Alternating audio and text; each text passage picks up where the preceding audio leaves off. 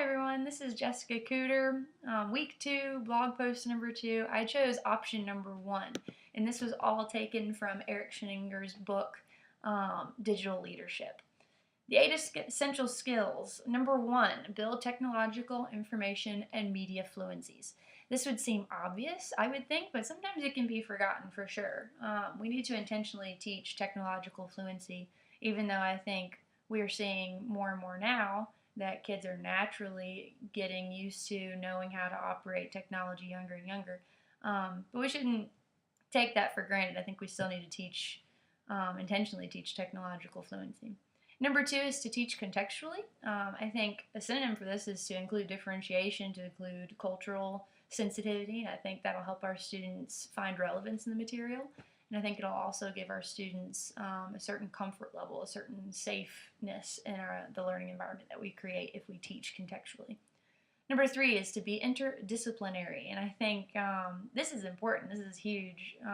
Making connections from subject to subject, which is all it means by saying to be interdisciplinary. But making those connections can make material more engaging and relevant, I believe.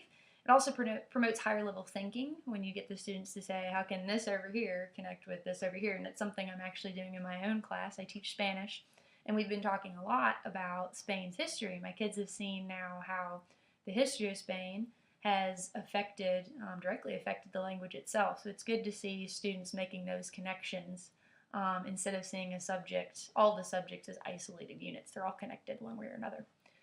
Number 4 is to work collaboratively. I think this helps foster social skills for sure, and I think it's good practice for real life situations as well. Number 5, to use project-based learning. I won't touch a lot on this. I'm going to leave you guys to research it on your own. In my references, I have a website that was posted by Buck Institute of Education. It's on their website, and I'll leave the reference there for you guys to look at. But project-based learning, something that I've really gotten interested in. It's gotten me to look more into that and include more projects in my teaching, but I'll let you guys look at that. Number 6, foster problem solving. Sometimes we can get in a rut of simple rote memorization and just regurgitating the material, and that memorization has its place, but we need to get to the heart of whether a child truly understands the material or not, and I think problem solving is a big factor of that. Number 7 is to assess transparently.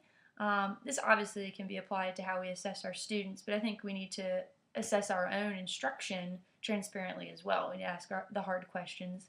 What's working? What's not? And if it's not working, why are we still doing it? Number 8, develop thinking skills. I think this goes hand in hand with problem solving. And we just want our students to go beyond simple knowledge of the facts. And to do that, we need to develop thinking skills. The last part of option 1 was to discuss when each of these essential skills should be introduced. Really, the concise answer would be to say as early as possible. I think each of these essential skills are general enough to be able to introduce it to any age or skill level. You could, for example, with the thinking skills, you can adjust how advanced the thinking skills will be according to the age, but they're all general enough. I think you could introduce it at any age level. I hope everyone enjoyed this discussion. I'm definitely a list person, so I found this topic particularly interesting and helpful. I'm looking forward to hearing what everyone else has to say. Please post comments. And until next time, I guess this is goodbye. Thank you.